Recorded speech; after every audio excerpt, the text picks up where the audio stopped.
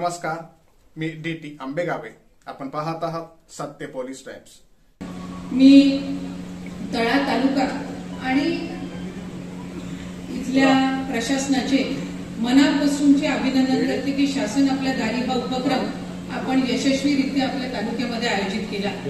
खरं तर आपल्या सगळ्यांनाच माहिती असेल की गेल्या काही महिन्यांपूर्वी राज्याचे मुख्यमंत्री एकनाथजी शिंदे साहेब, त्याचबरोबर राज्याचे उपमुख्यमंत्री फडणवीस साहेब आणि अजितदादा आणि मंत्रिमंडळातील सर्व सहकारी असतील, पालकमंत्री महोदय असतील, यांच्या सर्वांच्याच प्रमुख उपस्थितीमध्ये त्यांच्या हस्ते माणगावमध्ये आपल्या रायगड जिल्ह्याचा शासन आपल्या दारी उपक्रम त्या ठिकाणी आयोजित करण्यात आला.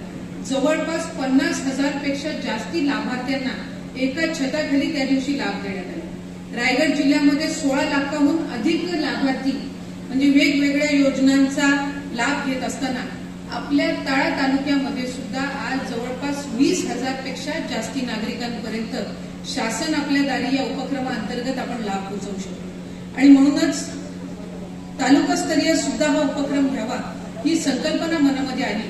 कारण शेवटी जिल्हास्तरीय कार्यक्रम ज्या वेळेला आयोजित केले जातात त्यावेळेला इथून मोजकीच आपण सर्व नागरिक माणगावला किंवा जिथं कार्यक्रम आयोजित केला असतो तिथे घेऊन जावं लागत असतं.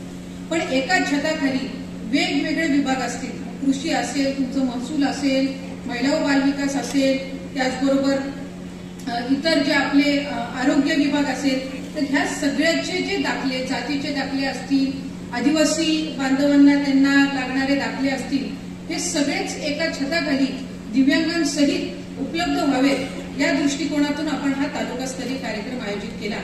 आणि आज मला मनापासूनचं समाधान आहे की जवळपास 250 पेक्षा जास्ती लोकांना आपण आज या उपक्रमाअंतर्गत लाभ देऊ शकलो. यामध्ये आमचे अपंग दिव्यांग बांधव असतील, महिला असतील, महिला बचत गट असतील, आरोग्याचे दाखले असतील, त्याचबरोबर बचत गटांना लाभ असेल, माझी कन्या भाग्यश्री असेल, या सर्व योजनेअंतर्गत लाभ देत असताना माझी या निमित्ताने प्रांताधिकारी आपल्याला, तहसीलदार महोदय आणि सर्व उपस्थित असणाऱ्या अधिकाऱ्यांना इतकीच विनंती राहील की शासन आपल्या दारी ही संकल्पना ज्या वेळेला मुख्यमंत्री एकनाथ शिंदे साहेबांनी राबवायची ठरवली त्यावेळेला याच्या मागचं उद्दिष्ट काय होतं की साधारणपणे लोकांची समज असते की शासकीय काम आणि 6 महिने थांब. एखाद्या शासकीय योजनेतून एखाद्या आपल्या वैयक्तिक दाखल्यांसाठी जेव्हा आपल्याला त्या तहसील कार्यालय किंवा ते संबंधित कार्यालयामध्ये बऱ्याचशा वेळेला जावं लागतं, त्यावेळेला लोकांमध्ये मानसिकता होती की या योजना तर आमच्यासाठीच आहे आणि दाखले तर आम्हाला आमच्या आयुष्यामध्ये कुठं ना कुठं ज्या वेळेला अडचण येते, कुठं ना कुठं गरज असते, त्यावेळेला या सगळ्या गोष्टी आम्हाला गरजेच्या असतात आणि मग त्याच्यासाठी आम्हाला 10 वेळा यायला लागू नये. शासनाने आम्ही त्या ठिकाणी ऍप्लिकेशन केल्यानंतर, अर्ज केल्यानंतर ह्या सुविधा केंद्र शासनाच्या असो, राज्य शासनाच्या असू दे, हा लाभ खऱ्या लाभार्थ्यांपर्यंत पोहोचावा ही एक साधारणपणे आपली मानसिकता असते आणि म्हणून अशा पद्धतीचे उपक्रम निश्चितपणाने गरजेचे असतात.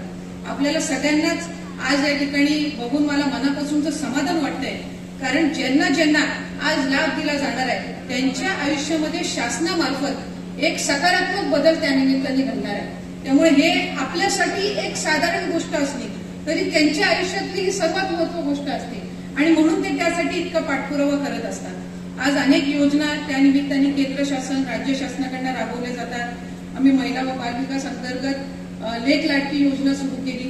एप्रिल 2023 पासून ज्या मुलींचा पिवळा आणि केशरी कार्डधारक कुटुंबामध्ये जन्म झालेला आहे त्या मुलींना जन्मापासून ते ती 18 वर्षाची होईपर्यंत 1 लाखापेक्षा अधिक लाभ हा त्या ठिकाणी विभागाकडून आणि शासनाकडून मिळणार आहे.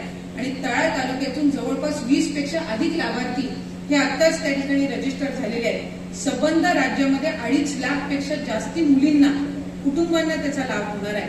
म्हणून ह्या सगळ्या योजना असतील, शेतकऱ्यांची असेल, आता मधल्या कालावधीमध्ये कृषी खात्याअंतर्गत पीक विम्याचं त्या ठिकाणी वितरण झाले नसल्यामुळे काही इथले आमचे शेतकरी बांधव अतिशय हतबल झाले होते, मग त्यांना इथं उपोषण करावं लागलं.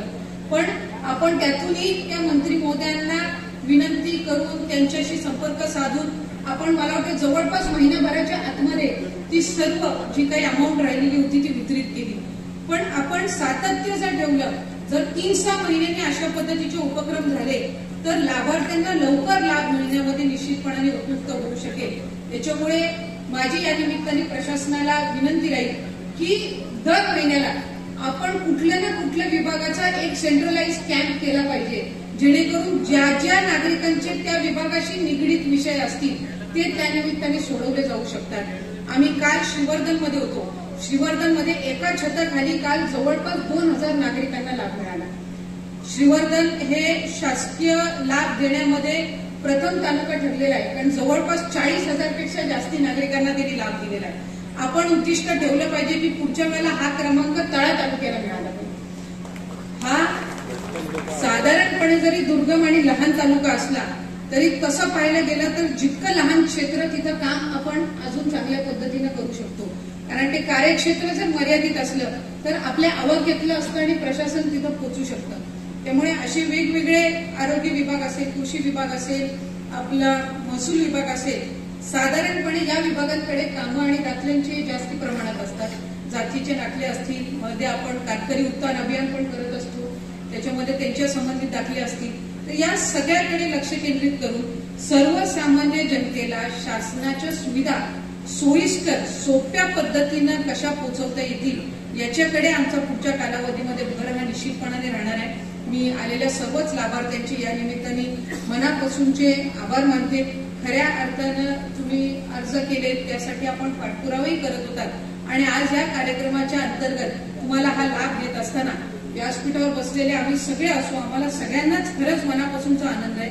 जितका आनंद तुम्हाला असेल त्याच्यापेक्षा 1% जास्ती तरी नक्कीच आम्हाला समाधान त्या गोष्टीचं आहे. आणि पुढच्याही कालावधीमध्ये अशा पद्धतीच्या उपक्रमांअंतर्गत अधिकाधिक आपल्या शासकीय योजनेचा लाभ हा तुमच्यापर्यंत पोहोचवण्याचा आम्ही प्रयत्न करू.